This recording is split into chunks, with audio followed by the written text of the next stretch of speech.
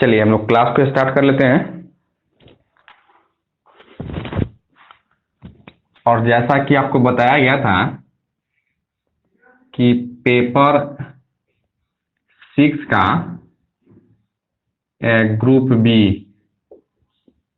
आज से हम स्टार्ट करने वाले हैं। ठीक है,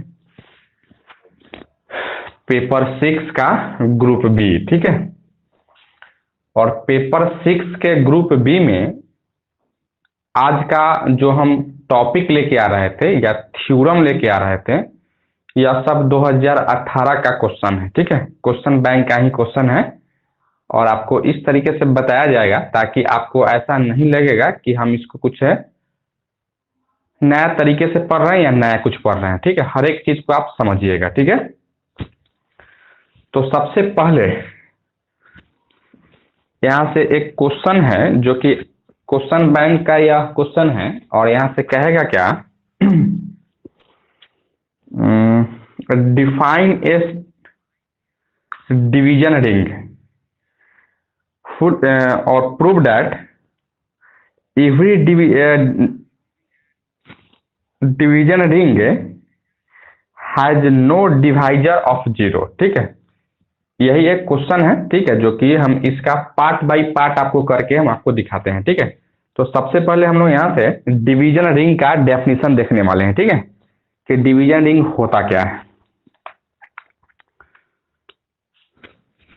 तो टॉपिक डालिए आप लोग, डिवीजन रिंग। डिवीजन रिंग इसी का एक और नाम है स्क्यू फील्ड भी कहा जाता है। ठीक है, डिवीजन रिंग कहेगा तो भी ठीक है और अगर स्क्यू फील्ड कहेगा तो भी ठीक है। ठीक है, दोनों का मतलब सेम ही होता है। देखिए, इसका एक लाइन डेफिनेशन लिखेंगे हम लोग।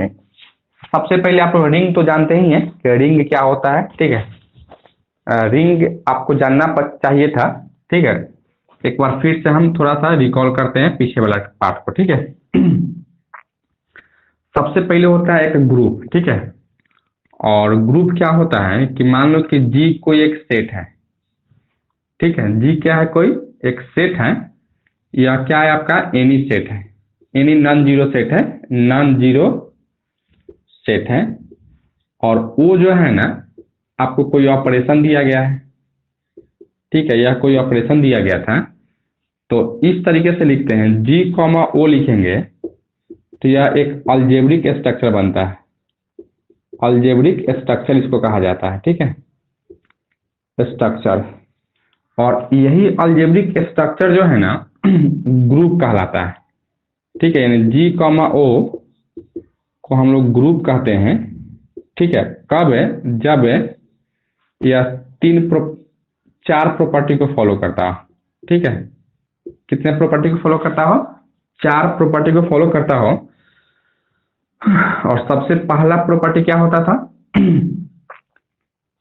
क्या होता था सबसे पहला प्रॉपर्टी, कोई बताएंगे कि ग्रुप का सबसे पहला प्रॉपर्टी क्या होता था। ग्रुप का सबसे पहला प्रॉपर्टी क्या होता था, बताइएगा आप लोग।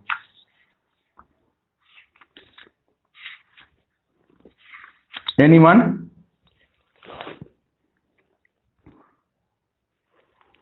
एनीवन? ग्रुप का सबसे पहला प्रॉपर्टी क्या होता था?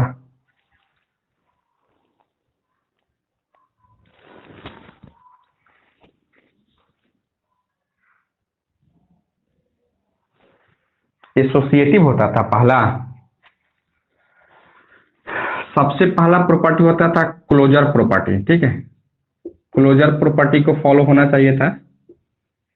क्लोजर प्रॉपर्टी क्या होता है कि अगर ए और बी अगर किसी सेट में है, ठीक है, मान लो कि वही अगर सेट है ए और बी किसी सेट ए में है।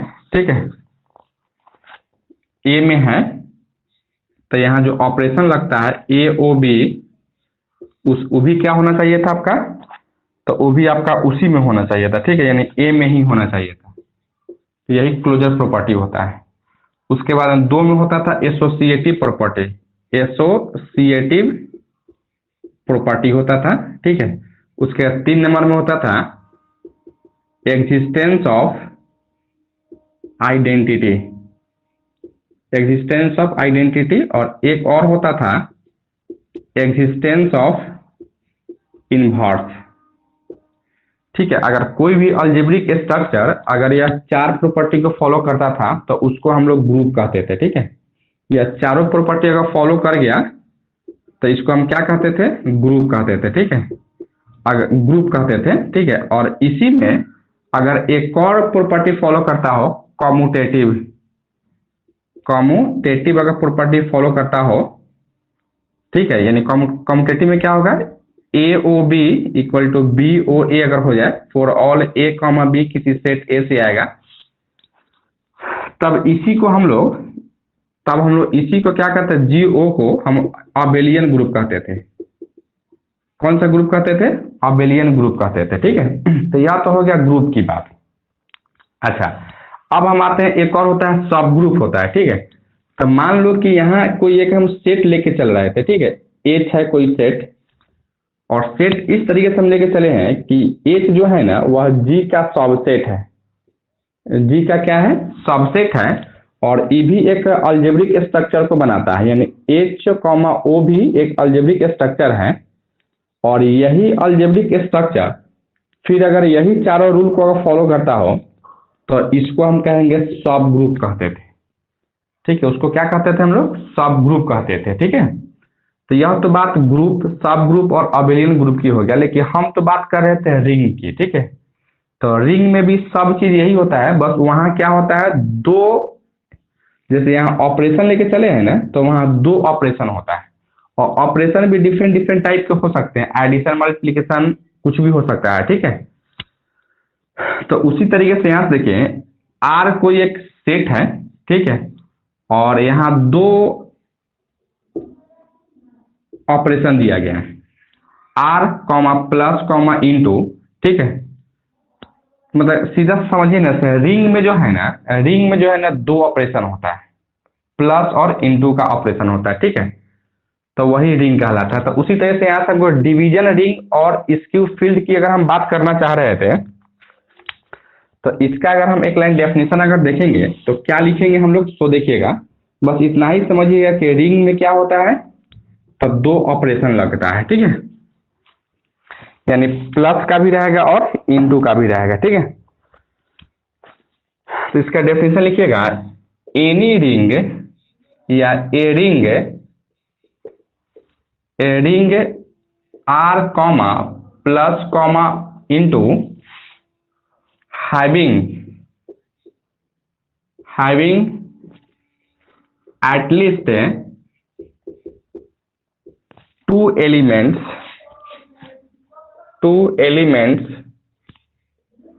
is called a division ring or skew field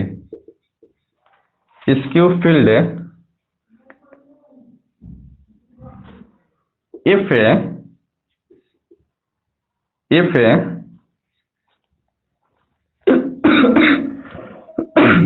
it is a ring with unity and is such that every non-zero element has a multiplicative inverse belonging to it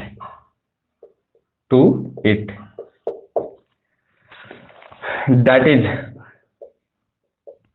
सबसे पहले क्या होना चाहिए था, are comma plus comma dot या एक ring होना चाहिए था।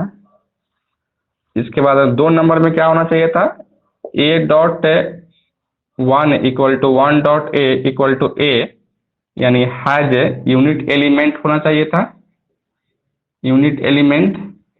और एक और है क्या इसका, every non zero element has multiplicative inverse होना चाहिए था। ठीक है, स्पेलिंग आपको लिख लीजिएगा। तो देखिए, डिवीजन रिंग और स्क्यू फील्ड उसे कहा जाता है या उस रिंग को कहा जाता है जो कि सबसे पहले क्या हो, वह तो एक रिंग हो, ठीक है, और वह क्या हो, if it is a ring with unity, यानी रिंग तो हो ही, साथ ही साथ उसका यूनिट एलिमेंट भी होना चाहिए था। तो यूनिट कहने का मतलब क्या है कि ए डॉट 1 या इंटू 1 इक्वल टू, यहां से यह इंटू जो दे रहा है तो यहाँ कोई ना कोई ऑपरेशन होगा, ठीक है। 1 इंटू ए इक्वल टू ए के बराबर होना चाहिए था, यही क्या है, तो यूनिट एलिमेंट है। और साथ ही साथ इसका जो भी एलिमेंट होगा नॉन जीरो, उस सब का मल्टीप्लिकेटिव इनवर्स होना चाहिए था। ठीक है, अगर यह तीन को फॉलो करता है तो हम उस रिंग को क्या कहेंगे, डिवीजन रिंग कहेंगे, नहीं तो स्क्यू फील्ड कहेंगे। ठीक है, लिखिए आप इसको, आप लोग इसको लिखिए।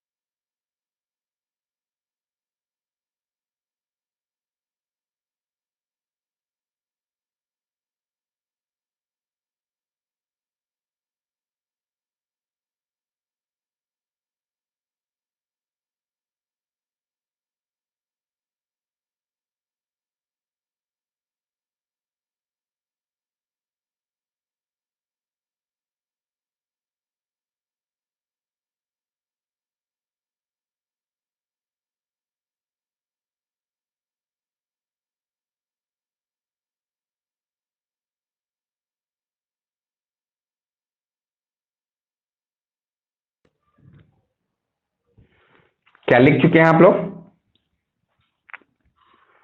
क्या आप लोग लिख चुके हो? एक बार कमेंट करके आप लोग बता दीजिएगा कि क्या आप इसको समझ पा रहे हैं कि नहीं समझ पा रहे हैं।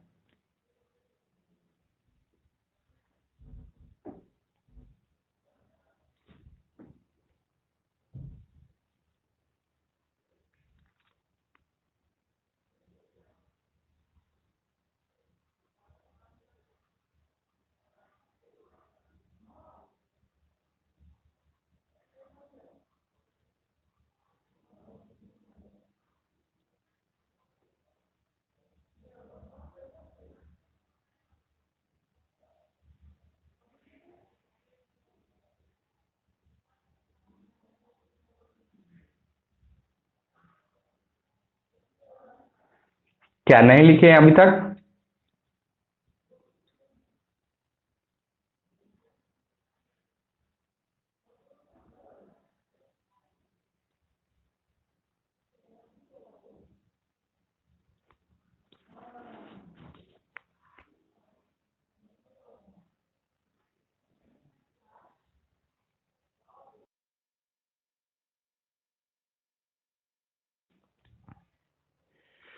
क्या आप लोग समझ गए हो इसको कि यह एक कोई रिंग है जिसका एटलीस्ट 2 एलिमेंट होना चाहिए था, ठीक है।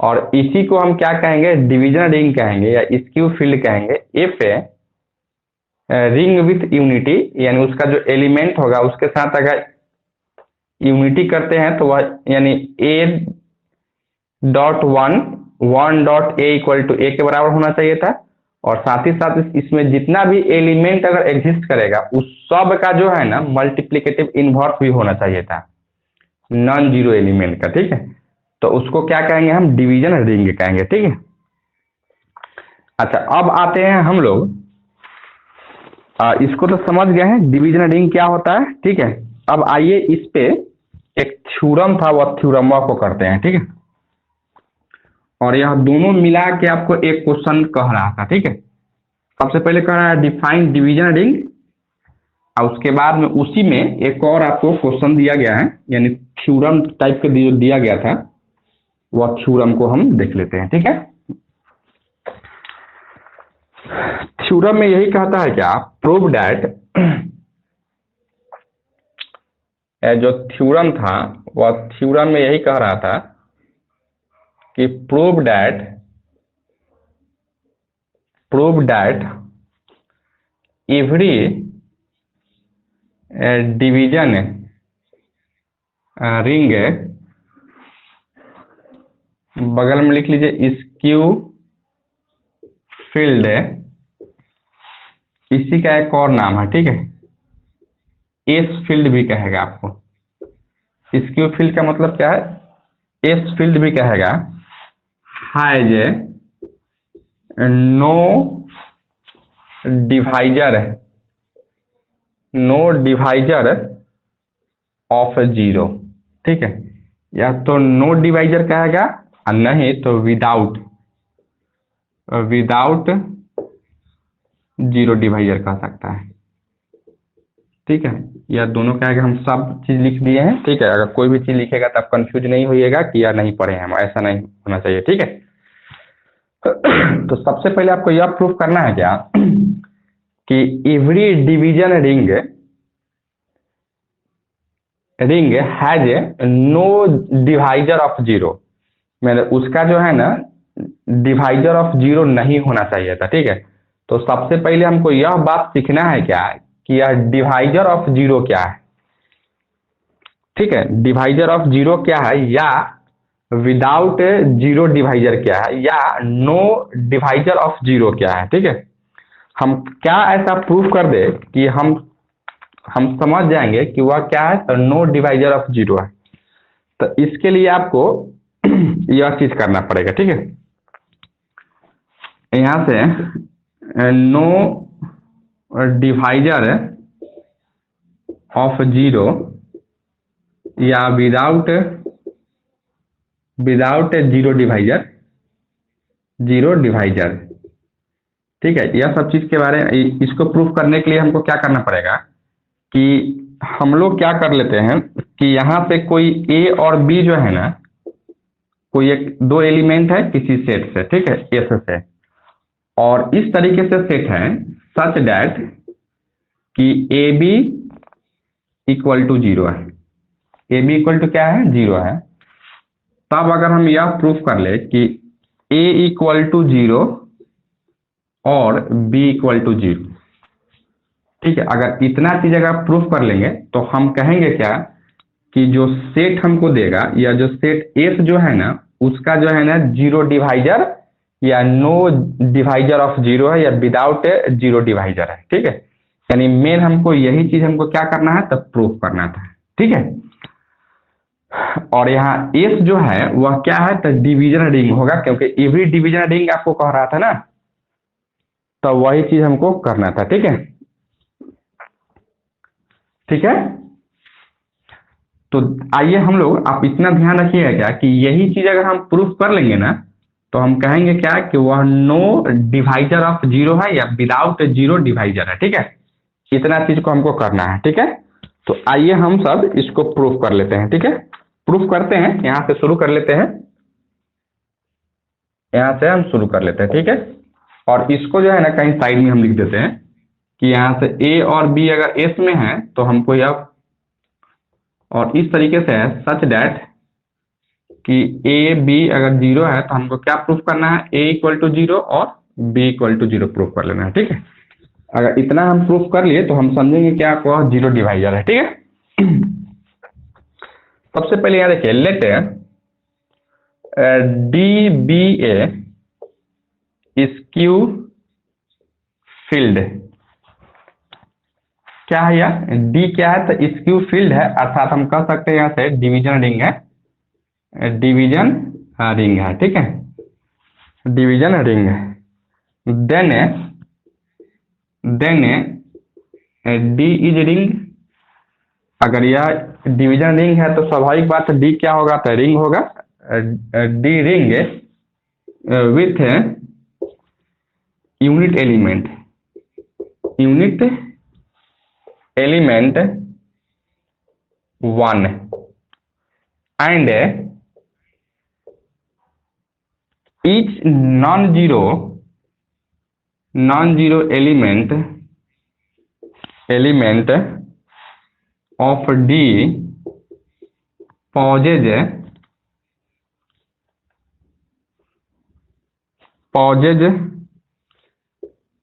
multiplicative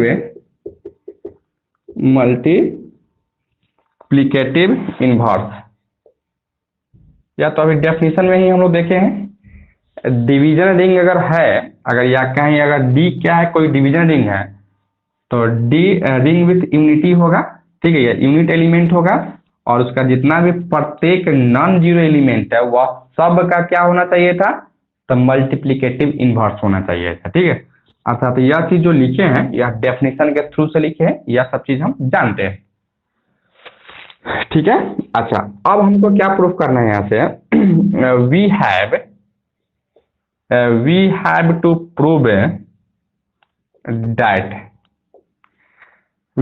prove that it has no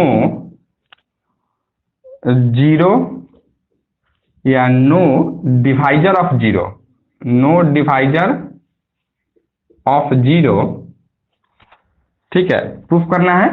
अर्थात हमको क्या प्रूफ करना है, दैट इज हम यहाँ लिख देते हैं कि अगर a B equal to zero है तो हमको यहाँ से यह प्रूफ कर लेना चाहिए था कि ए इक्वल टू जीरो और बी इक्वल टू जीरो, ठीक है, और for all A comma B कहाँ से आएगा तो वह डी से आता है, ठीक है, डी का कोई एलिमेंट होता है, तो यही हमको प्रूफ कर लेना है, ठीक है। अगर इतना अगर हम प्रूफ कर लेंगे तो हम कह सकते हैं कि वह जो रिंग है उसका डिवाइजर ऑफ जीरो नहीं है, यानी नो डिवाइजर ऑफ जीरो या विदाउट जीरो डिवाइजर है, ठीक है, यही चीज हमको करना है। तो आइए हम इसको आगे बढ़ाते हैं, देखिएगा यहाँ से यही हमको प्रूफ करना है, यानी यहाँ से let a comma b the element of D, हम यहाँ से क्या माने हैं ए और बी क्या है कोई दो एलिमेंट है किसका डी का, और चीज बताइएगा ए और बी क्या है नॉन जीरो एलिमेंट है ना, तो नॉन जीरो एलिमेंट अगर है या नॉन जीरो एलिमेंट अगर यहाँ से देखिए with a does not equal to zero, यह ए जो है ना हम ए को कह रहे हैं क्या वह नॉन जीरो नहीं है, ठीक, हाँ सेम चीज आप पढ़े होंगे, ठीक है, लेकिन यहाँ भी है तो आपको पढ़ा रहे थे, ठीक है। Let a and b be the two element of D with a does not equal to zero, अर्थात ए नॉन जीरो है, ठीक है, सच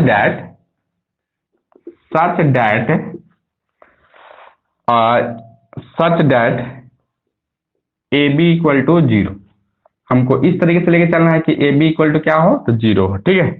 अच्छा यहाँ देखिए फिर सिंस ए क्या है आपका जीरो के बराबर नहीं है, अगर नॉन जीरो है तो नॉन जीरो का एलिमेंट का तो इनवर्स मल्टीप्लिकेटिव इनवर्स तो क्या करेगा एग्जिस्ट करेगा, तो ए का इनवर्स क्या होगा या मल्टीप्लिकेटिव इनवर्स क्या होता है, ए का तो मल्टीप्लिकेटिव इनवर्स 1/a होगा ना, तो ये वही 1/a को ए इनवर्स हम लिखेंगे, अर्थात हम कह सकते थे यहाँ से कि then a inverse exist and we have, क्या होगा भाई देखिएगा यहाँ से वी हैव, देखिए यह चीज को लेके चल रहे थे a B equal to zero, अर्थात देखिएगा यहाँ से दोनों तरफ हम यहाँ से a inverse a B equal to a inverse into zero कर रहे थे, ठीक है, अच्छा, फिर यहाँ से देखिए इसको एसोसिएटिव के थ्रू हम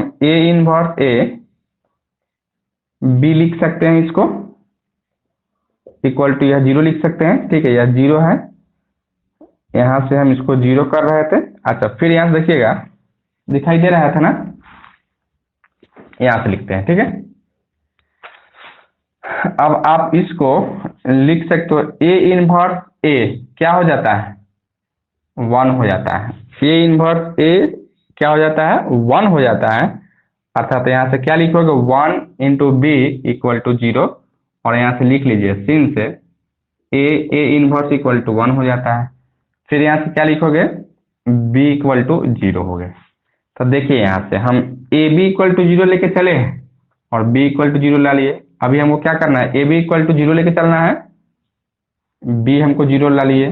अब अगला भी हम क्या करेंगे कि सेम काम ही हमको करना है। अब हमको ए इक्वल टू जीरो ला लेना है। ठीक है, अर्थात यहाँ से हम करते हैं। ठीक है, सिमिलरली, सिमिलरली। ठीक है, सिमिलरली में फिर हम यही चीज को लेके चलते हैं। ठीक है, यानी let a B equal to zero with इस बार ए को जीरो के बराबर नहीं लेके चले थे तो बी को जीरो ला लिए हैं, और इस बार हम क्या करेंगे, बी को जीरो लेके नहीं चलेंगे। ठीक है, तो हम ए को जीरो ला लेंगे। ठीक है, तो फिर यहाँ से देखिएगा सिंस बी अगर जीरो के बराबर नहीं है देन इसका इन्वर्स क्या होगा, इन्वर्स एग्जिस्ट करेगा। ठीक है, and we have A B equal to zero. क्या लिखो यहाँ से, ए बी और यहाँ से b inverse is equal to zero into b inverse कर लेते हैं। ठीक है, इंटू नहीं, यहाँ से कोई ऑपरेशन होगा। ठीक है, और यहाँ से a b inverse is equal to zero, अर्थात ए 1 इक्वल टू जीरो, यानी ए इक्वल टू जीरो कर लिए। ठीक है, तो देख पा रहे थे ना हम लोग कि a B equal to zero लेके चले हैं तो बी इक्वल टू जीरो कर लिए, यहाँ भी a B equal to zero लेके चले हैं, ए जीरो कर लिए। इसका मतलब क्या है, इसका मतलब यही है, यहाँ से लिख सकते हैं therefore a skew field has no zero divisor, no zero divisor. ठीक है, यही आपका क्या हो गया, तो प्रूफ हो गया। ठीक है, बस इतना ही काम आपको कर लेना है। ठीक है, लिखिए आप लोग इसको, और अगर आपको नहीं समझ में आ रहा है तो फिर से बोलिएगा, पहले आप इसको लिख लीजिएगा। ठीक है, लिखिए आप लोग इसको।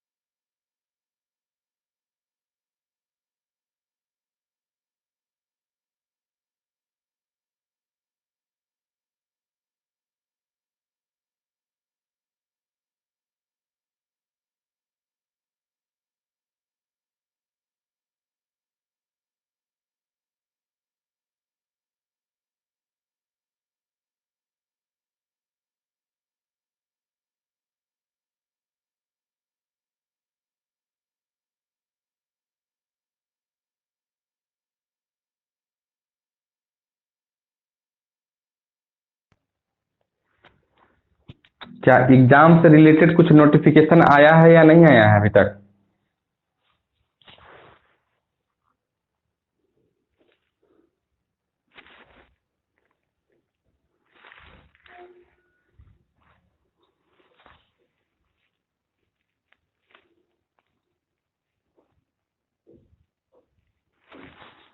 क्या एग्जाम 26 तारीख से होगा कि डेट बढ़ेगा?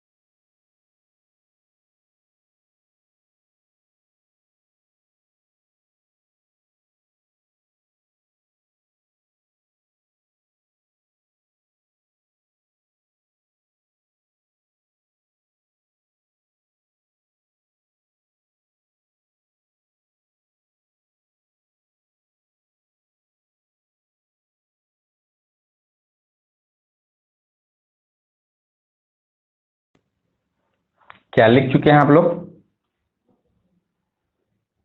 क्या आप सभी लोग लिख चुके हो इसको?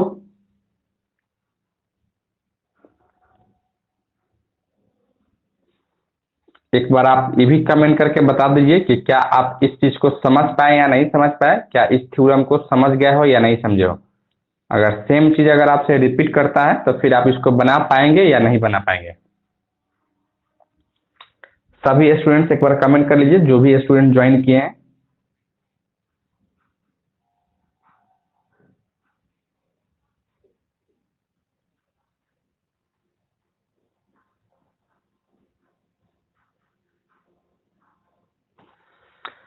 तो आइए अब हम लोग नेक्स्ट थ्योरम पे चलते हैं, और नेक्स्ट थ्योरम को समझने के लिए कुछ टॉपिक को आपको समझना पड़ेगा कि फील्ड क्या होता है, ठीक है, और इंटीग्रल डोमेन क्या होता है। हो सकता है कि आपको फील्ड का डेफिनेशन पूछ दे और एक थ्योरम पूछ दे आपसे, ठीक है, या इंटीग्रल डोमेन का डेफिनेशन पूछ दे और एक थ्योरम पूछ दे, ठीक है। तो सबसे पहले हम फील्ड क्या होता है और इंटीग्रल डोमेन क्या होता है इसको देखेंगे, और इस दोनों से रिलेटेड एक थ्योरम है जो कि आपके क्वेश्चन बैंक का ही है, तो उसको भी अभी हम करेंगे, ठीक है। तो नेक्स्ट टॉपिक डालिएगा आप लोग field.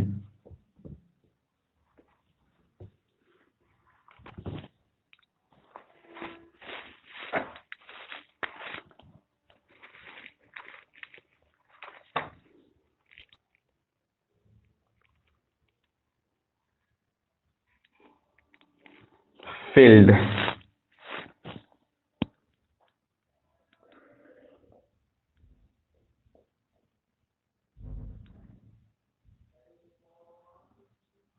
Field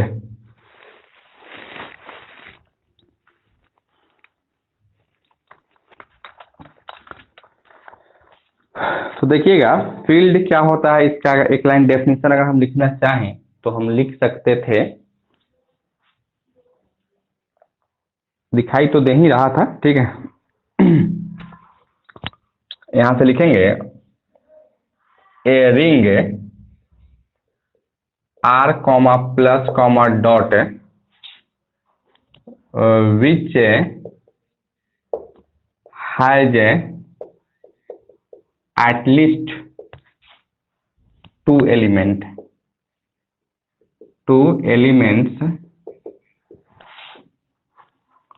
is called a field if सबसे पहला कंडीशन क्या है कि it is commutative ring, it is commutative ring होना चाहिए, ठीक है। कॉम्यूटेटिव रिंग कहने का मतलब क्या है, that is A B equal to B A होना चाहिए था for all A comma B कहाँ बिलोंग करेगा, तो वह रिंग में ही बिलोंग करता है, यानी आर में बिलोंग करेगा, ठीक है। अच्छा, 2 नंबर में होना चाहिए था it is ring with unity या यूनिट एलिमेंट, ठीक है। और यूनिटी का मतलब तो अभी हम समझे हैं 1a equal to a1 equal to a के बराबर होना चाहिए था, ठीक है। और 3 में इसका जितना भी नॉन जीरो एलिमेंट है वह सब का क्या होना चाहिए था, तो मल्टीप्लिकेटिव इनवर्स होना चाहिए था, ठीक है। यानी all non zero element has a multiplicative inverse,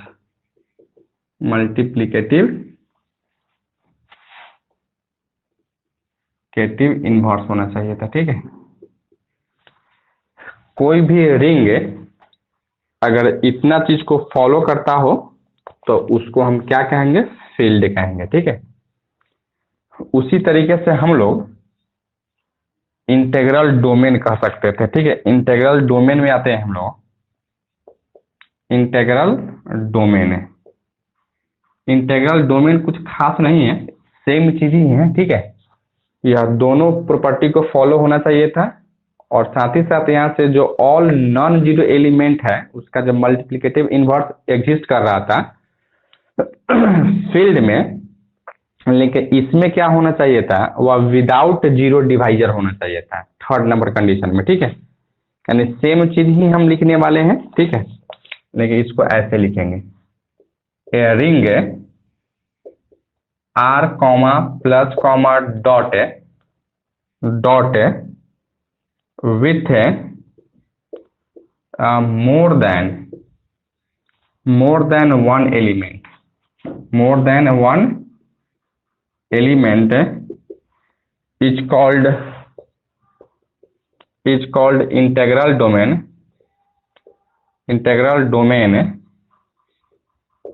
if है। वही सेम कंडीशन यहाँ भी फुलफिल होना चाहिए था, it is a commutative ring. Commutative का मतलब समझ रहे थे, a B equal to b है, ठीक है। उसी तरह से 2 नंबर में होना चाहिए था, it is a ring with unity अर्थात दैट इज ए डॉट 1 या 1 डॉट ए इक्वल टू ए के बराबर होना चाहिए था। लेकिन 3rd नंबर जो कंडीशन है, यहाँ से ऑल नॉन जीरो एलिमेंट का मल्टीप्लिकेटिव इनवर्स एग्जिस्ट करेगा, लेकिन यहाँ जो है ना विदाउट जीरो डिवाइजर होगा, ठीक है। यानी यहाँ से लिखेंगे it is a ring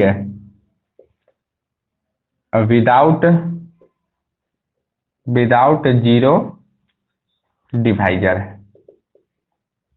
zero divisor, होना चाहिए था, ठीक है। और जीरो डिवाइजर नहीं हो, इसके लिए तो कंडीशन अभी हम जस्ट सीखे हैं ना कि a B equal to zero हो, तो हम यह प्रूफ कर ले ए इक्वल टू जीरो और बी इक्वल टू जीरो।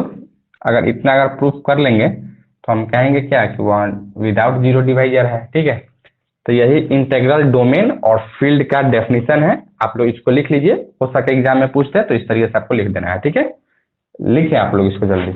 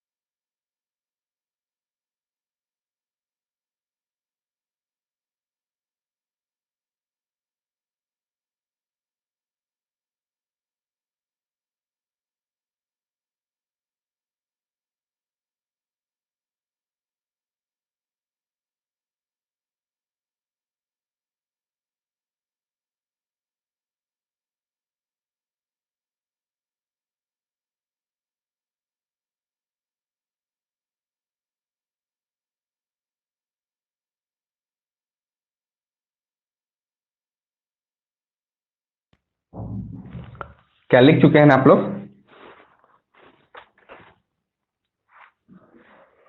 क्या आप लोग लिख चुके हो इसको?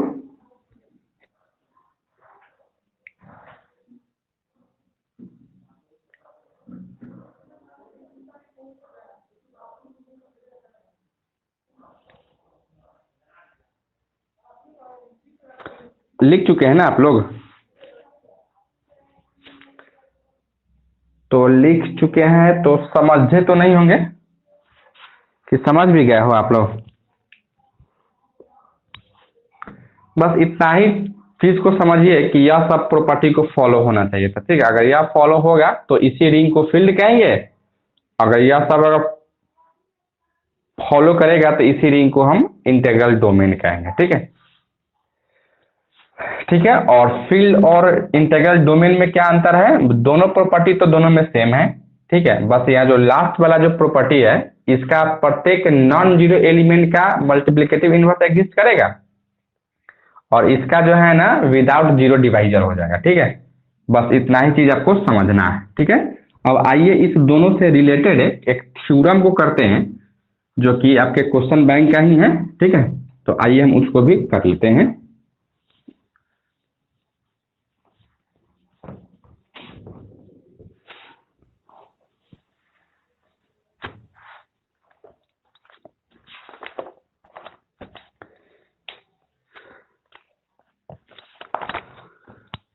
देखिए यहां से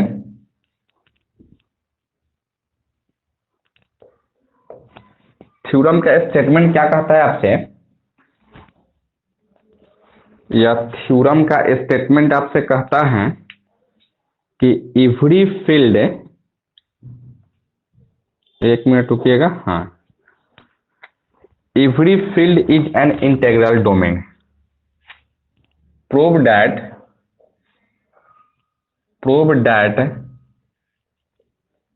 every field is an integral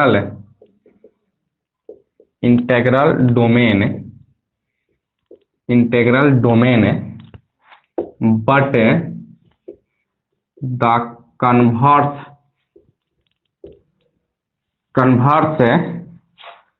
is not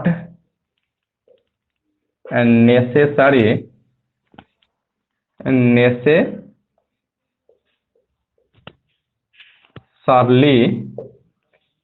true.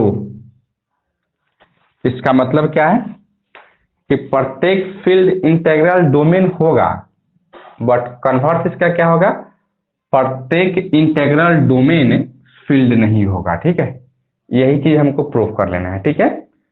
तो चलिए हम इसको देख लेते हैं, और इसमें तो यह चीज हम जान गए हैं कि फील्ड क्या होता है और इंटीग्रल डोमेन क्या होता है, इतना चीज तो जाने हैं ना। तो उसी चीज से मतलब उसी चीज को लेकर हम क्या करेंगे यहाँ से, तो इसको प्रूफ कर लेंगे, ठीक है। तो आइए हम लोग यहाँ से प्रूफ कर लेते हैं। देखिएगा सबसे पहले यहाँ से सिंस एफ या since a field F is a commutative ring with unity, therefore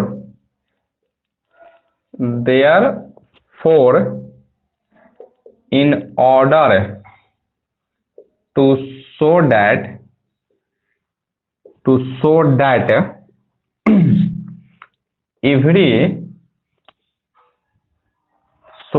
every field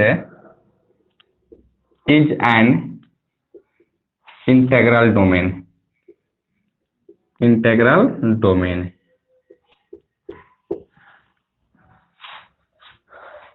We should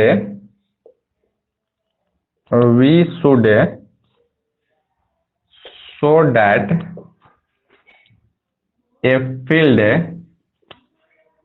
has no zero divisor। देखिए यहां से इतना चीज को पहले समझते हैं हम लोग, ठीक है।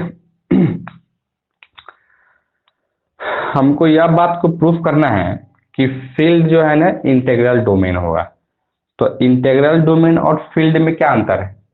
दोनों का तो जो दो कंडीशन सेम ही था, जो थर्ड वाला कंडीशन था, यानी प्रत्येक नॉन जीरो एलिमेंट का मल्टीप्लिकेटिव इनवर्स एग्जिस्ट करता था फील्ड में, ठीक है।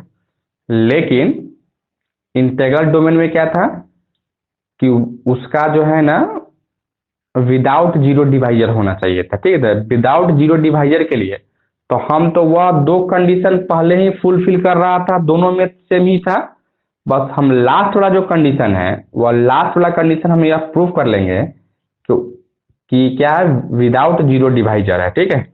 तो यही बात यहाँ से लिखा गया है क्या, सिंस एफ इज एफ कोई फील्ड है, तो फील्ड है तो क्या होगा, कॉम्यूटेटिव रिंग विथ यूनिटी होगा।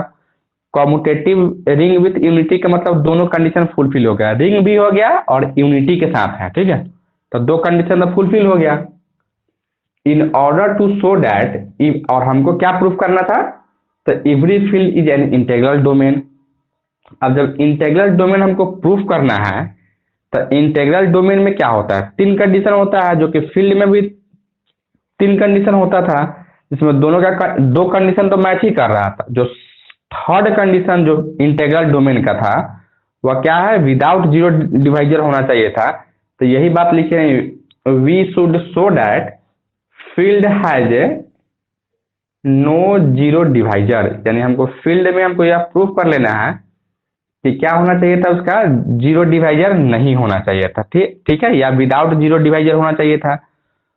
तो अर्थात हमको क्या प्रूफ करना है, यहाँ से ये भी लिख देते हैं, दैट इज कि मान लो कि ए कॉमा बी अगर फील्ड से अगर आ रहा है, ठीक है, और सच, या ऐसे लिखे ना, सच दैट कि a B equal to zero है, तब हमको क्या प्रूफ कर लेना है कि ए इक्वल टू जीरो और b equal to zero.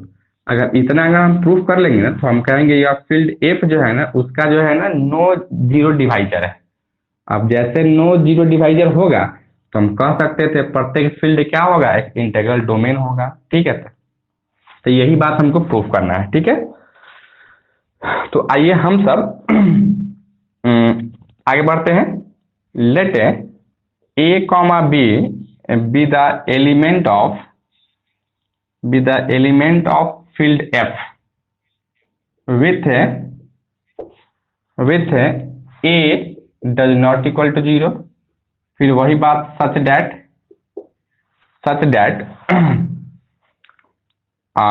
That a B equal to zero लेके चलना है आपको। अब यहाँ से फिर हम देखेंगे यही चीज जो आप इससे पहले भी प्रूफ किए थे फील्ड वाला, ठीक है, वही चीज फिर यहाँ लेके आ रहे थे। सिंस ए अगर जीरो के बराबर नहीं है, इसका मतलब क्या है कि नॉन जीरो है, नॉन जीरो है तो इसका क्या होगा, यह एफ तो फील्ड था ना, तो नॉन जीरो है तो उसका क्या होगा, मल्टीप्लिकेटिव इनवर्स तो एग्जिस्ट करेगा भाई। अब मल्टीप्लिकेटिव इनवर्स एग्जिस्ट करेगा तो ए का मल्टीप्लिकेटिव इनवर्स क्या होगा, 1/a, अर्थात इसी को ए इनवर्स हम कहेंगे, ठीक है। अर्थात आप यहाँ से लिखोगे then a inverse exist and we have क्या लेके चले थे, a B equal to zero. तो यहाँ से a inverse a B equal to a inverse zero कर रहे थे, दोनों तरफ क्या किए, ए बी से हम ऑपरेशन लगाए या गुना उना कर दिए होंगे, ठीक है। हालांकि यहाँ कुछ ना कुछ ऑपरेशन ही लगाए होंगे, ठीक है, कर दिए। अच्छा, फिर यहाँ से क्या लिखो, ए इनवर्स ए एसोसिएटिव से यहाँ क्या लिखो, जीरो लिख सकते हैं, यहाँ से 1 बी इक्वल टू जीरो, तो बी इक्वल टू जीरो, ठीक है। तो यहाँ तक हम एक तो प्रूफ कर चुके हैं कि भाई क्या होगा, यहाँ ये भी बात लिख लीजिएगा सिन से कि a inverse a equal to 1 हो जाता है और 1 बी इक्वल टू बी के बराबर हो जाता है, ठीक है। यह दोनों चीज को आपको लिख लेना है। तो एक चीज तो हम कर चुके हैं, उसी तरह से सिमिलरली कर लेते हैं।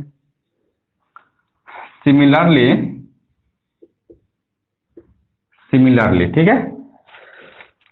सिमिलरली में क्या कीजिएगा, यही बात को फिर से लिखिएगा, let a B equal to zero, a B equal to zero, यही चीज को लिख के चल रहे थे। क्या लेके चलोगे, a B equal to zero with, या एंड करना लीजिए यहाँ से, and b does not equal to zero. इससे पहले ए को जीरो के लेकर नहीं चले थे, अब क्या लेकर बी को जीरो के लेकर नहीं चल रहे थे, ठीक है। तो फिर यहाँ से लिखेंगे यही बात सिन से कि बी अगर जीरो नहीं है, इसका मतलब यही है देन बी इनवर्स एग्जिस्ट करेगा, और and we have A B equal to zero, तो A B B inverse equal to zero B inverse, यहाँ से आप लिख सकते हो A B B inverse is equal to zero, तो ए 1 इक्वल टू जीरो, तो ए इक्वल टू जीरो, ठीक है। यहाँ भी यही बात को आप लिख सकते थे क्या लिखोगे यहाँ से, बी इनवर्स इक्वल टू 1 हो जाता है और A1 इक्वल टू ए के बराबर हो जाता है। ठीक है, तो यह चीज हम प्रूफ कर लिए हैं। तो जैसे यह दोनों चीज अगर हम प्रूफ कर लिए, इसका मतलब क्या है, इसका मतलब हम यह प्रूफ कर लिए, पहले यहाँ तक लिखिए उसके बाद फिर हम आगे बढ़ाते हैं। ठीक है, जगह नहीं है, यहाँ तक लिखिए उसके बाद फिर हम आगे बढ़ाते हैं। यह सेम चीज है, इससे पहले जो थ्योरम पढ़े हैं वही थ्योरम ऑफ फिर चीज है। ठीक है, तो आप लोग एक ही चीज है तो आप लोग रिवीजन कर ही सकते हैं, दिमाग में बैठा सकते हो, दिमाग में बैठाइएगा उठाइएगा नहीं। ठीक है, लिखिए आप लोग इसको।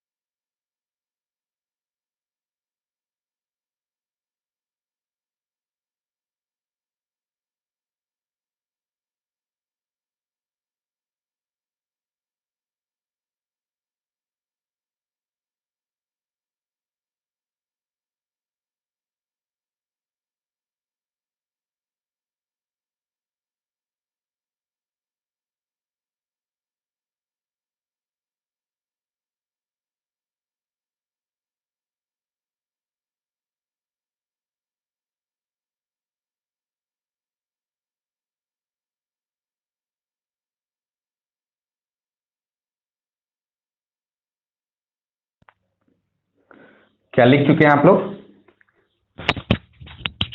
क्या यहां तक लिख चुके हो आप लोग?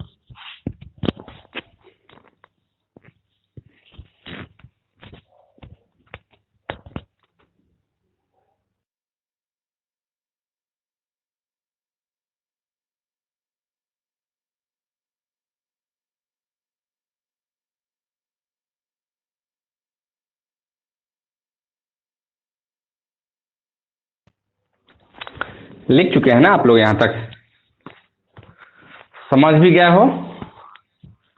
अच्छा, अब आइए हम लोग इसको और थोड़ा सा आगे बढ़ाते हैं, ठीक है। अर्थात हम क्या प्रूफ कर चुके हैं कि यह फील्ड तो है ही, या इन फील्ड में ही नो जीरो डिवाइजर हो गया। इसका मतलब वह क्या हो गया? इंटीग्रल डोमेन हो गया। वही फील्ड क्या कहलाया?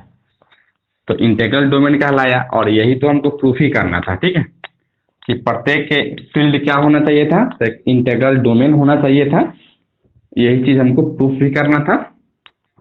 तो यहाँ हम प्रूफ कर चुके हैं। तो इसको थोड़ा सा और ऐसे लिख सकते थे, या लिख देंगे 10 in a field, 10 in a field A B equal to 0। तो ए इक्वल टू 0 और बी इक्वल टू 0, ठीक है। फील्ड में क्या होगा? ए बी इक्वल टू 0 है, तो ए इक्वल टू 0 और बी इक्वल टू 0 हो गया। इसका मतलब यही है, therefore a field has no zero divisor. जैसे नो जीरो डिवाइजर अगर हो जाएगा तो इसका मतलब क्या हुआ? इंटीग्रल डोमेन हो गया। Hence every field is an integral domain कह सकते हैं, ठीक है। इतना हम कर लेंगे। तो इसका फर्स्ट पार्ट तो प्रूफ हो गया, ठीक है, यानी यहां तक हम प्रूफ कर चुके हैं। अब इसका कन्वर्ट पार्ट प्रूफ करना है। कन्वर्ट पार्ट में हमको क्या प्रूफ करना है? कि प्रत्येक इंटीग्रल डोमेन जो है ना, वह फील्ड नहीं होना चाहिए था, ठीक है। तो इसको प्रूफ करने के लिए हम लोग एज एगो एग्जाम्पल बता देते हैं कि भाई ऐसा हमको एक एग्जाम्पल लेना है कि वह इंटीग्रल डोमेन तो हो बट फील्ड नहीं हो। तो जैसे अगर यह चीज हम बता देंगे तो हम कह देंगे क्या कि इसका कन्वर्ट जो है ना वह ट्रू नहीं होगा, या इसका कन्वर्ट जो है ना वह जरूरी नहीं है कि वह ट्रू ही हो, ठीक है। तो आइए हम लोग यहां से कन्वर्ट पार्ट किया। But the converse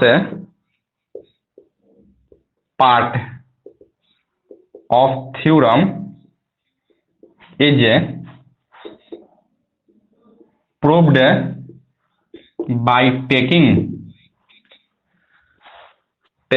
an example given below, ठीक है। देखिएगा, एक हम एग्जाम्पल ले रहे थे। The ring of integer I is a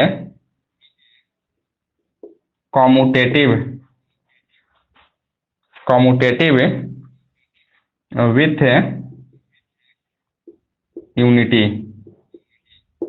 with unity and also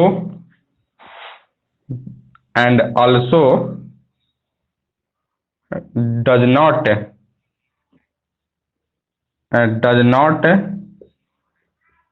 possess ring, does not possess zero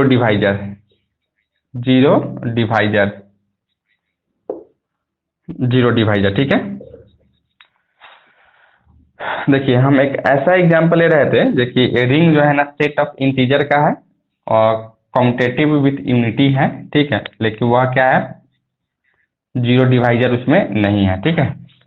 तो जीरो डिवाइजर अगर नहीं है, ठीक है, अर्थात तो विदाउट जीरो डिवाइजर होगा, और without zero divisor commutative with unity अगर हो जाए इसका मतलब क्या है, यह इंटीग्रल डोमेन हो रहा होगा।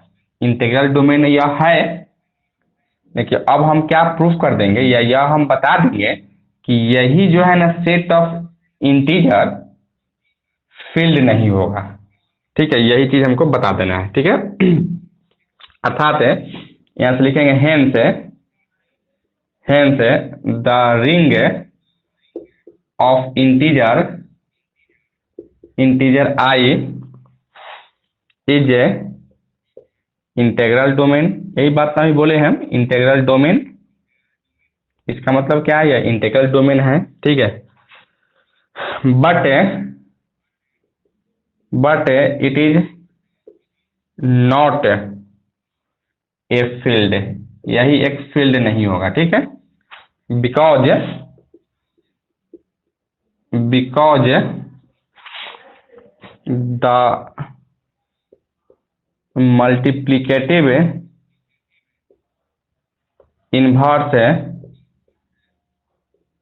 Inverse of any non zero integer is not integer. देखिए यहां से यही कहता है क्या कि यही जो है ना फील्ड नहीं होगा। फील्ड अगर नहीं होगा, इसका मतलब फील्ड का जो कंडीशन है वह फुलफिल नहीं होता। तो देखिए यही कह रहा था क्या, बिकॉज क्योंकि the multiplicative inverse of any non zero integer. मान लो कि दो क्या है, कोई इसका इंटीजर है और इसका अगर मल्टीप्लिकेटिव अगर इनवर्स हम निकालते हैं तो क्या लिखो, 1/2 हो जाएगा। 1/2 भी क्या होना चाहिए था, जैसे मैं यह 2 इंटीजर से आ रहा था, तो ये भी इसको भी तो कहाँ से आना चाहिए, इंटीजर से ही आना चाहिए था। तो क्या यह तो इंटीजर नहीं है, और यह नॉन जीरो का जो है ना इन्वर्स अगर निकाल रहे हैं 1/2, तो 1/2 भी इंटीजर से आना चाहिए था, जो कि इंटीजर तो नहीं है। 1/2 तो रेशनल नंबर है। ठीक है, तो यही बात हम कहेंगे क्या, is not integer, it is, यहां से लिख देते हैं, ऊपर से लिखते हैं। ठीक है, अब नहीं दिखाई दे रहा था, यहां से हम लिख देते हैं। यह सब चीज तो लिख ही चुके होंगे आप लोग।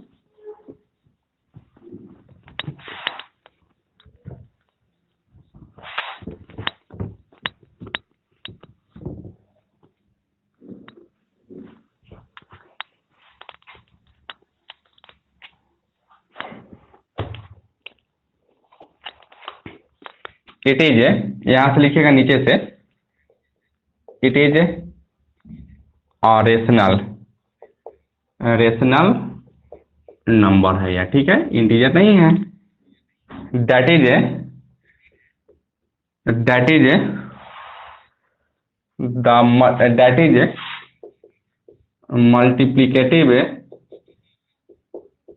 Multiplicative inverse does not exist. इसका मतलब क्या है, इसका मल्टीप्लिकेटिव इनवर्स एग्जिस्ट नहीं करेगा।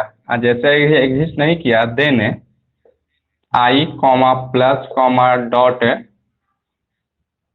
इज इंटीग्रल डोमेन तो है, बट फील्ड नहीं है, बट नॉट ए फील्ड। बस इतना ही काम आपको कर देना है। ठीक है, इतना ही काम अगर आप लिख देते हैं तो इसका कन्वर्स पार्ट आपका प्रूफ हो गया। ठीक है, तो इस तरीके से हम लोग अभी तक जो भी चीज हम पढ़े हैं, एक क्वेश्चन का किए हैं। ठीक है, क्वेश्चन एक का ए और बी दोनों कर दिए, अर्थात फुल एक क्वेश्चन हम कर दिए हैं। अगर सेम चीज अगर पूछ देता है तो यही आपको 16 नंबर का होगा। ठीक है, इसको लिखिए, और कुछ और लेके आ रहे थे हम लोग। ठीक है, एक और क्वेश्चन को देखते हैं हम लोग। पहले आप इसको लिखिए।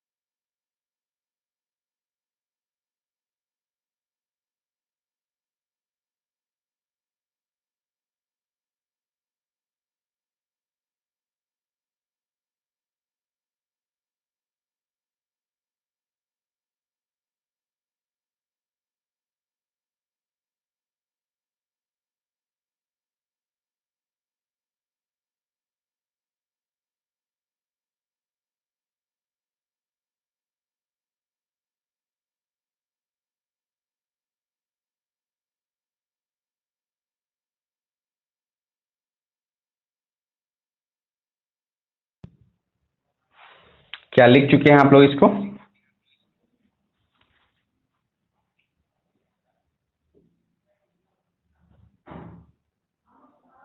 क्या आप सभी लोग इसको लिख चुके हो?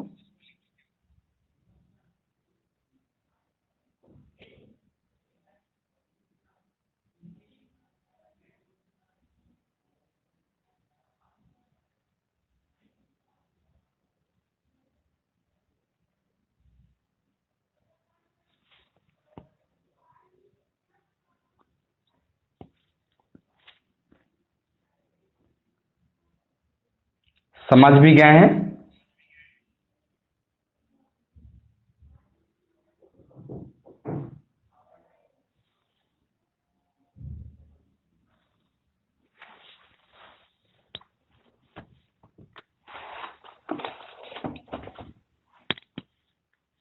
मिटा दें इसको?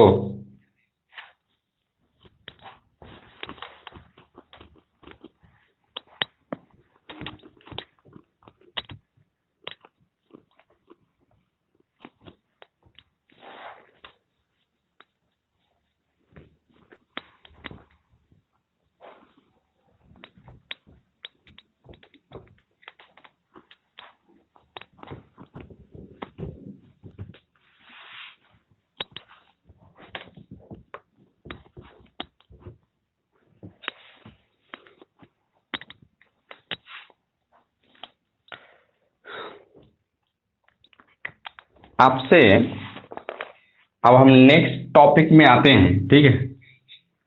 इसमें आपसे पूछ देगा define ideal of ring, ideal of a ring. Ideal of a ring पूछेगा, नहीं तो सीधा रिंग कह देगा, ठीक है। कि रिंग का आपको डेफिनेशन आपको देना है, फिर रिंग होता क्या है, ठीक है। सॉरी, रिंग बोले हैं, आइडियल आपसे पूछेगा, ठीक है। से आइडियल क्या होता है, ठीक है। तो आइडियल ऑफ रिंग कहेगा, और नहीं तो सिंपल आइडियल भी कह सकता था, ठीक है। कि डिफाइन द आइडियल। तो इसका जो है ना, अगर हमको डेफिनेशन लिखना अगर होगा तो देखिए, आइडियल जो है ना, या आइडियल को समझने के लिए हमको लेफ्ट आइडियल क्या होता है और राइट आइडियल क्या होता है, इस चीज को आपको समझना पड़ेगा, ठीक है। तो सबसे पहला जो हम लेके आ रहे थे ए नंबर में या 1 में, नंबरिंग कुछ भी दे सकते थे, ठीक है। सबसे पहले हम आते हैं लेफ्ट आइडियल क्या होता है। Left ideal of a ring क्या होता है, ठीक है। ऑफ ए रिंग क्या होता है, सबसे पहले हमको लेफ्ट आइडियल सीखना पड़ेगा कि लेफ्ट आइडियल क्या है, ठीक है। तो इसका अगर एक लाइन डेफिनेशन अगर हम देंगे तो यहां से लिखेंगे in non empty subset S of a ring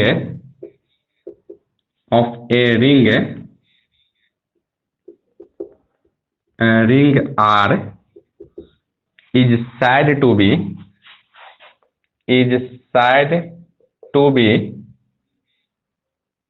be a left ideal of R if एक में आइएगा S is a subgroup of R with respect to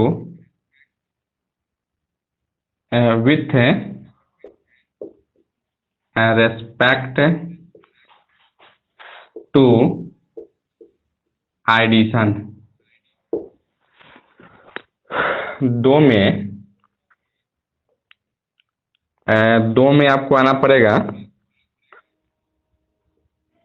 x dot A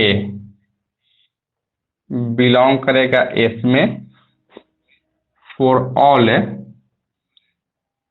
x belong करेगा R में एंड A बिलोंग करेगा S में, ठीक है।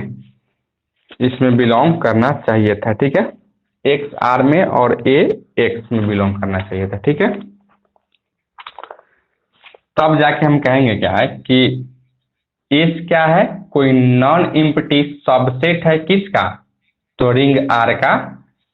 और इसी को आप क्या कहोगे, लेफ्ट आइडियल ऑफ रिंग कहेंगे यदि एस जो है ना वह सब रिंग हो, sorry subgroup of R हो with respect to addition operation के लिए, मल्टीप्लीकेशन या कोई अदर ऑपरेशन नहीं, एडिशन के लिए हमेशा। और साथ ही साथ एक्स ए बिलोंग्स करना चाहिए था एस में, जहां एक्स जो है ना वह आर से आएगा और ए कहां से आएगा, वो तो सेट एस से आएगा। और देखिएगा जो रिंग जो एस से जो सॉरी आर से जो एलिमेंट आ रहा था वो लेफ्ट आइडियल हम कर रहे थे ना, लेफ्ट आइडियल ऑफ रिंग बोल रहे हैं, तो इसको हम लेफ्ट में ही लिखे हैं। देखिए एक्स आर से है, यानी एक्स को हम क्या लिखे हैं, लेफ्ट साइड में ही लिखे हैं, ठीक है। यहाँ जो है ना कोई ऑपरेशन होगा, ठीक है, जो कि हम यहाँ डॉट लेके चल रहे थे, ठीक है। तो हमेशा लेफ्ट आइडियल में जो रिंग से जो एलिमेंट बिलोंग करेगा ना उसको लेफ्ट में लिखना है, ठीक है, तो उसको लेफ्ट आइडियल कहेंगे।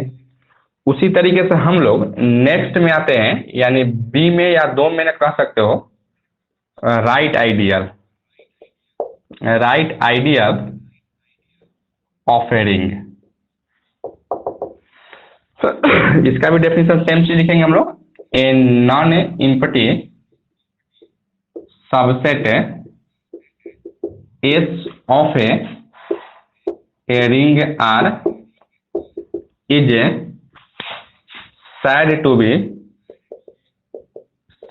be राइट आइडियल, या कुछ गलत लिखा गया, आइडियल के स्पेलिंग क्या, आइडियल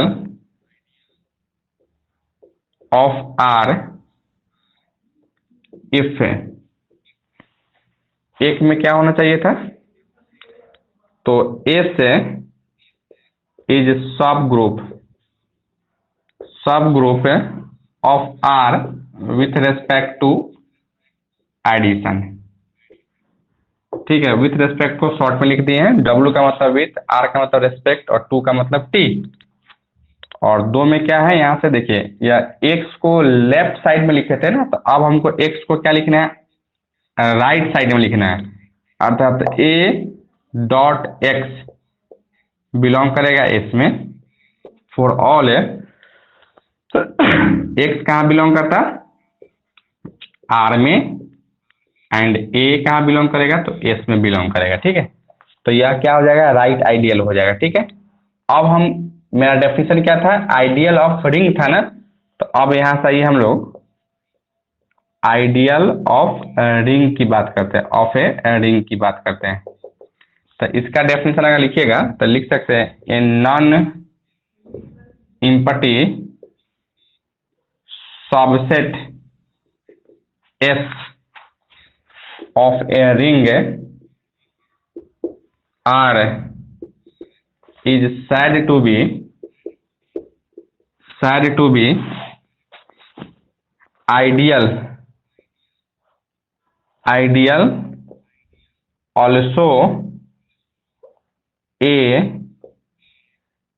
two-sided आइडियल इसको कहा जाता है, ठीक है, two sided ideal if and only if and only if it is both a left ideal and a right ideal, मतलब कि लेफ्ट आइडियल भी होना चाहिए था और राइट आइडियल भी होना चाहिए था, तब जाके हम क्या कहेंगे कि वो आइडियल ऑफ ए ग्रुप है, ठीक है।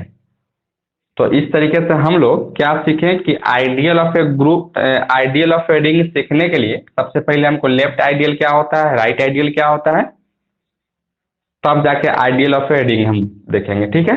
अब इसमें और लाइन हम कुछ लिखेंगे, पहले आप यहाँ तक लिखिए, उसका फिर हम आगे बढ़ाते हैं, ठीक है। लिखिए आप तो यहाँ तक।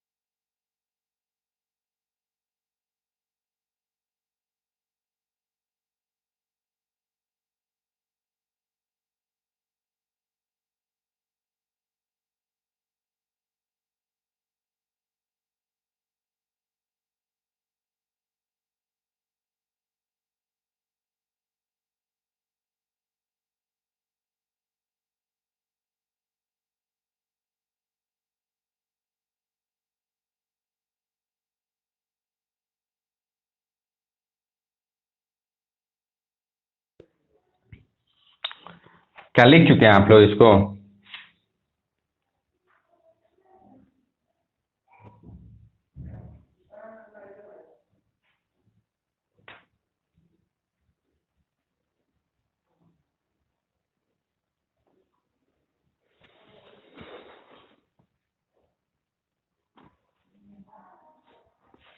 तो क्या आप लोग आइडियल ऑफ रिंग समझे या नहीं समझे? कि आइडियल ऑफ रिंग होने के लिए क्या होना चाहिए था कि वह लेफ्ट आइडियल भी होना चाहिए था और राइट आइडियल भी होना चाहिए था। लेफ्ट आइडियल क्या होता है और राइट आइडियल क्या होता है, यह बात को हम लोग समझे ना।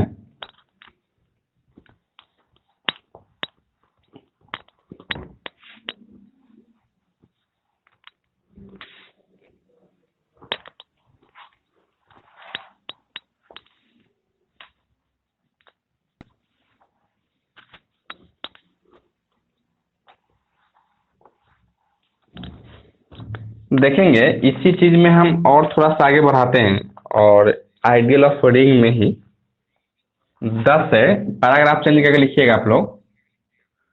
10 है, ए नॉन इम्पटी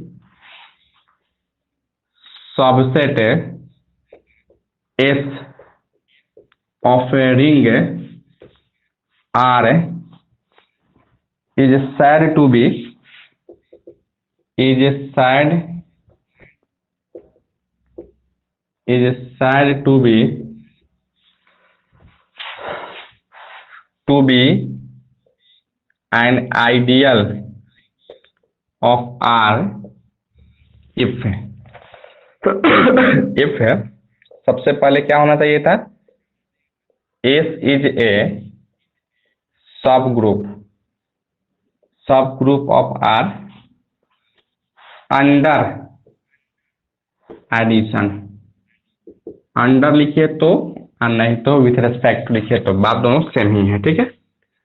और 2 नंबर में क्या होना चाहिए था कि लेफ्ट आइडियल भी होना चाहिए। तो लेफ्ट आइडियल का मतलब क्या है, लेफ्ट आइडियल का मतलब है x इंटू ए बिलोंग करेगा x में, सॉरी x में नहीं बल्कि s में, एंड क्या लिखोगे यहां से, यह तो राइट हो गया ना, यह तो राइट हो गया, और यहां से एंड ए एक्स भी बिलोंग करना चाहिए था एस में, फॉर ऑल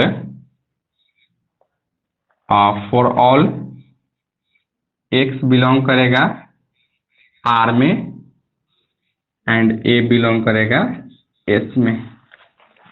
यही चीजें लिखे थे उस समय भी। एक चीज बताइए, उस समय क्या लिखे थे, x belong to S, sorry R, और ए बिलोंग्स टू एस लिखे थे क्या, एक बार कंफर्म कीजिएगा कि यही चीजें लिखे थे उस समय। देखिए यह जो डिनोट हम किए ना, कहीं कहीं बुक में ऐसे लिखा रहेगा, small R belongs to R और small S belongs to capital S, ठीक है। तो इस चीज को हम यहाँ से ऐसे रिप्लेस कर दिए, ठीक है। बहुत सारा बुक में अलग अलग तरीके से लिखा जाता है, बहुत सारा बुक में ऐसे था, तो हम इसको इससे रिप्लेस कर दें, इसलिए ताकि हमको एस और कैपिटल एस में फर्क नहीं पता चल रहा था, ठीक है। लिखते भी तो पता नहीं चल रहा कौन स्मॉल है कौन कैपिटल है, इसलिए हम इसको इस तरीके से रिप्लेस कर दिए हैं, ठीक है। तो पहले हम क्या लिख चुके हैं इसको, ये लेफ्ट है और यह राइट है, ठीक है। तो जैसे अगर यह दोनों अगर हो जाएगा, इसका मतलब क्या है, इसका मतलब यही है कि वह आइडियल ही रहा होगा, अर्थात आइडियल ऑफ ए रिंग का ही डेफिनेशन है, ठीक है। तो पैराग्राफ चेंज करके आप इसको लिख लीजिएगा। आइए इसी से रिलेटेड एक थ्योरम है जो कि आपके क्वेश्चन बैंक का ही है, तो उसको भी हम लोग कर लेते हैं। यहां से कह रहा था, prove that the intersection of two ideal of a ring R is an ideal of R। देखिए यही बात कह रहा था कि आप कोई भी दो आइडियल का अगर इंटरसेक्शन लेते हैं ना, तो वो भी क्या होता है, आपको आइडियल ही होता है, कोई बड़ी बात नहीं है, तो होता ही है, ठीक है। तो इसको आपको प्रूव कर लेना है। इसी में आपको ऐसे भी कह सकता था, prove that the intersection of two left ideal of a ring is an left ideal of R, या रिंग, ठीक है। या ऐसे भी कह सकता था, prove that the intersection of two right ideal of a ring R is an ideal of R, या is an right ideal of R कर सकता था, ठीक है। तो लेफ्ट राइट दोनों लगा सकता था, ठीक है। तो उसको भी इसी तरीके से करते जाओ जो अभी हम करेंगे, ठीक है। हालांकि उसको ऐसे करते लेकिन थोड़ा सा उसमें हम बचते, ठीक है, लेकिन हम आपको यह चीज बता रहे थे। हो सकता है कि ऐसे ना पूछ के आपको ऐसे दे दें, ठीक है, स्टेटमेंट ऐसे दे दें, और करके यहां से लिख देते हैं, if S1 and S2 be two ideal of a ring R comma plus comma dot, then prove that S1 intersection S2 is also an ideal of ring R comma plus comma dot। ऐसे भी आपसे पूछ सकता था, ठीक है। तो ऐसे भी अगर पूछेगा तो सेम ही चीज है दोनों, ठीक है। तो आइए हम इसको प्रूफ करते हैं, कैसे हम लोग प्रूफ करेंगे, ठीक है। तब प्रूफ करने के लिए हम लोग लेके बढ़ते हैं आगे, देखिएगा। Let S1 and S2 be the two ideal of the ring R comma plus comma dot, ठीक है। S1 और S2 क्या है, दो रिंग है, ठीक है, दो आइडियल है ऑफ रिंग R का। Then by definition of ideal, definition of ideal क्या होना चाहिए था कि S1 और S2 क्या होना चाहिए था, सब ग्रुप होना चाहिए था, ठीक है। अर्थात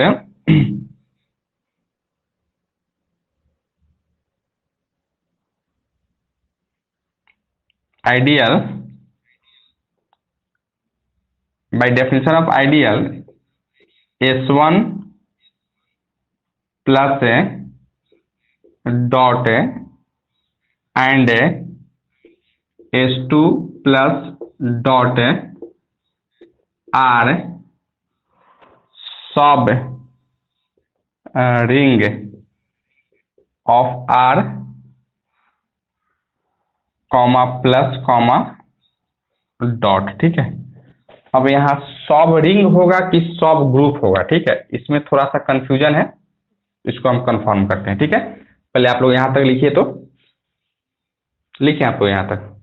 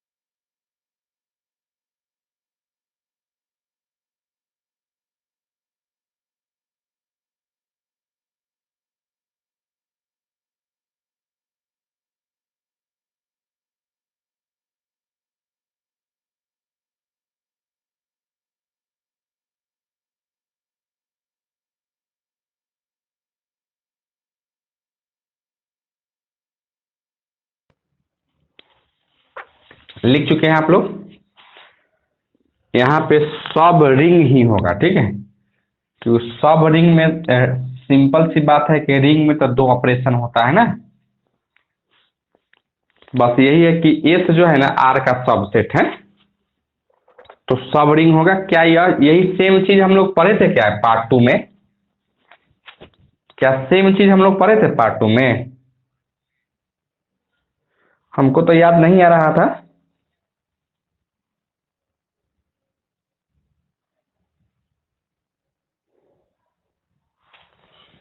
चलिए ठीक है, पढ़े थे तो और अच्छी बात है। फिर अब आप समझाएंगे नहीं, अब खुद समझ लीजिएगा, ठीक है। हाँ, यह बात पढ़े थे। अभी जो लिख रहे थे, we know that the intersection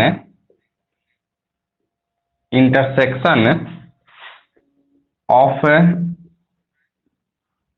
to non empty सब ring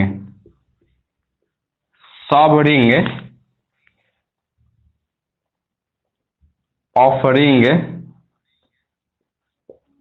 is a subring. यह चीज तो हम लोग पढ़े थे, ठीक है, कि दो अगर सब रिंग का अगर इंटरसेक्शन निकालते हैं तो वह भी आपको सब रिंग ही होता है, ठीक है। यह चीज हम पढ़े थे, ठीक है। इसका मतलब क्या है, देयरफॉर S1 और S2 क्या है, 2 सब रिंग ही है, तो S1 intersection S2 is a सब रिंग हम कह सकते थे इसको, ठीक है। यह तो पार्ट 2 में हम पढ़े थे, ठीक है। अच्छा, अब आइए हम इसको और आगे बढ़ाते हैं।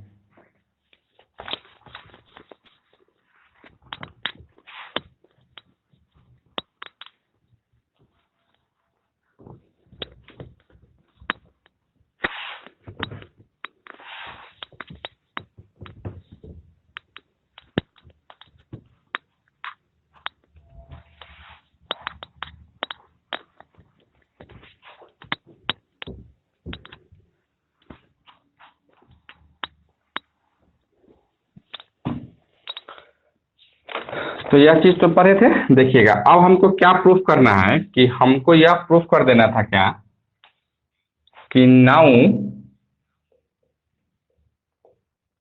We have to prove that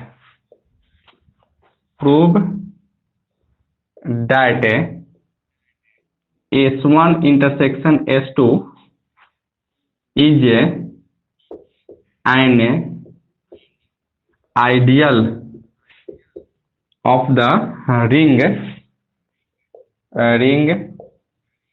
R comma plus comma dot. हमको यही प्रूफ कर देना है, ठीक है, कि यही जो है ना, या तो सब रिंग होता था सबसे, ठीक है, मतलब इंटरसेक्शन ऑफ 2 सब रिंग इज ऑल्सो सब रिंग। अब हमको क्या करना है, यह S1 और S2 क्या है, तो सम आइडियल है ना। तो हम लोग क्या करना है, अब इसको जो है ना यही प्रूफ कर देना है, ठीक है। तो इसको प्रूफ करने के लिए हम लेके आते हैं, यहाँ से देखिएगा, we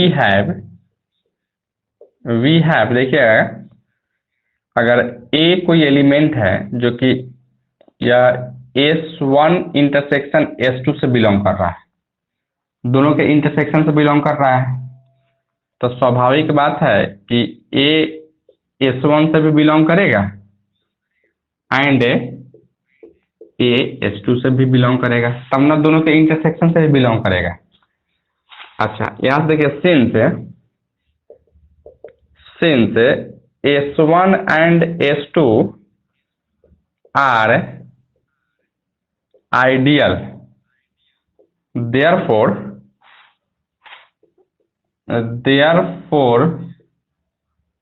by definition of a ideal, S1 और S2 क्या था, तो आइडियल है, ठीक है। तो आइडियल के डेफिनेशन से हम लोग देखिए, अभी आइडियल के डेफिनेशन यही देखे थे ना, कि क्या देखे थे, कि x dot A x dot A S में बिलोंग कर रहा है, ठीक है। फॉर ऑल एक्स बिलोंग करेगा आर में और ए बिलोंग करेगा एस में, ठीक है। यही चीज देखे थे, तो वही चीज यहां से हम लेके आ रहे थे। देखिएगा, अगर ए एस में है यहां से, ठीक है, और एक्स कोई एलिमेंट है वह आर से है, तो आइडियल के डेफिनेशन से हम क्या लिख सकते हैं इसको, A X belongs to S one और x A belongs to S one, ठीक है। ये आपका क्या है, तो लेफ्ट आइडियल है, ये आपका राइट आइडियल है, ठीक है, ठीक है। अच्छा, इसी तरीके से ऑल्सो या एंड, अगर ए एस टू में है, एक्स भी अगर एस टू में है, तो अगर आइडियल है तो आइडियल के डेफिनेशन क्या लिखो, ए एक्स एस टू में बिलोंग करेगा और एक्स ए भी क्या करेगा, तो एस टू में बिलोंग करता, ठीक है। या डेफिनेशन ऑफ आइडियल्स की बात कर चुके हैं, ठीक है। फिर यहां से ये अगेन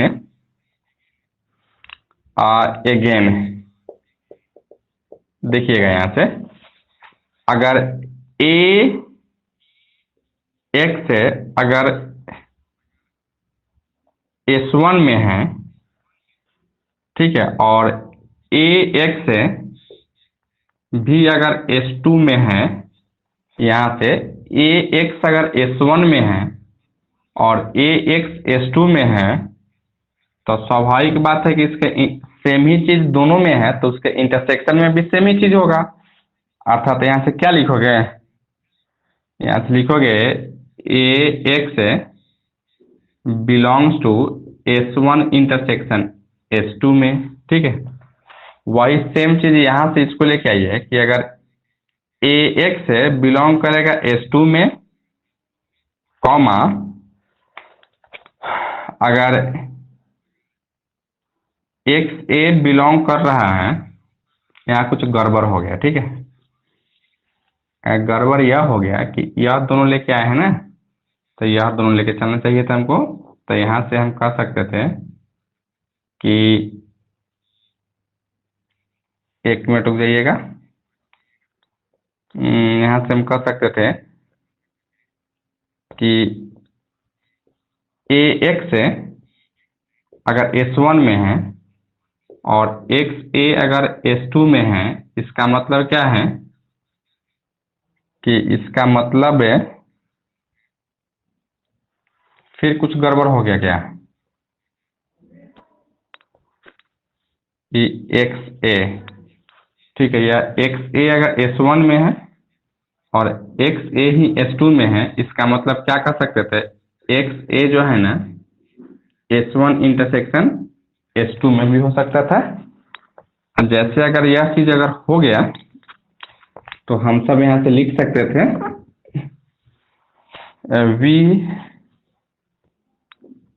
वी फाइंड दैट, देखिएगा यहां से ए अगर S one intersection S two में है और एक्स अगर आर में है, इसका मतलब क्या है, इसका मतलब यही है कि ए एक्स बिलोंग करेगा S one intersection S two में और एक्स ए भी बिलोंग कर रहा है S one intersection S two में, ठीक है, ठीक है। अर्थात जैसे अगर यह हो गया, इसका मतलब क्या कहेंगे हम, hence S one intersection S two is an ideal of the ring R plus comma dot, thus the intersection of two ideal in a ring is also an ideal in the ring। यही आपका क्या हो गया, तो proof हो गया, ठीक है। लिख लीजिए आप लोग इसको, लिखिए और एक बार और समझाते हैं हम इसको, ठीक है। पहले आप इसको लिख लीजिए, ठीक है।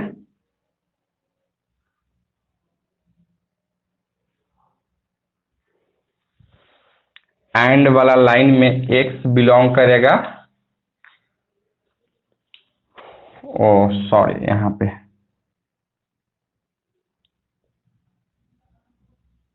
r में,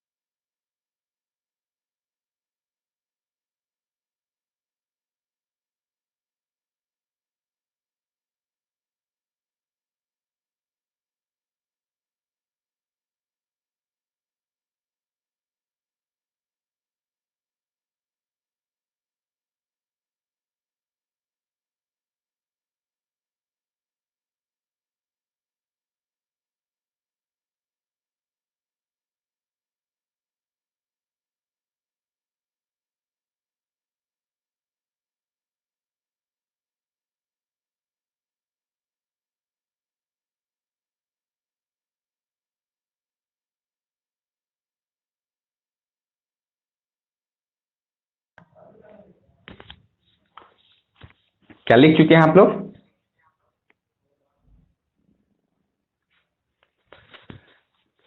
क्या आप लोग लिख चुके हो? समझ भी गए हैं?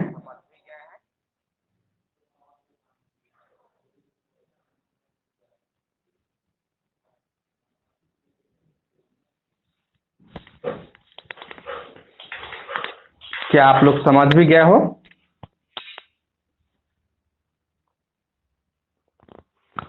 तो आज के क्लास में हम इतना ही रखते हैं, ठीक है। फिर हम लोग मिलते हैं कल, और कल भी हम कुछ 2020 का या 16 का जो है ना क्वेश्चन हम लेके आएंगे, और हम लोग का यही टारगेट रहेगा क्या कि कम से कम इस ग्रुप से 1 या 2 क्वेश्चन को करें, ठीक है। बस इतना ही हम लोग का टारगेट रहेगा, ठीक है। फिर हम लोग मिलते हैं कल। Okay, bye, good night.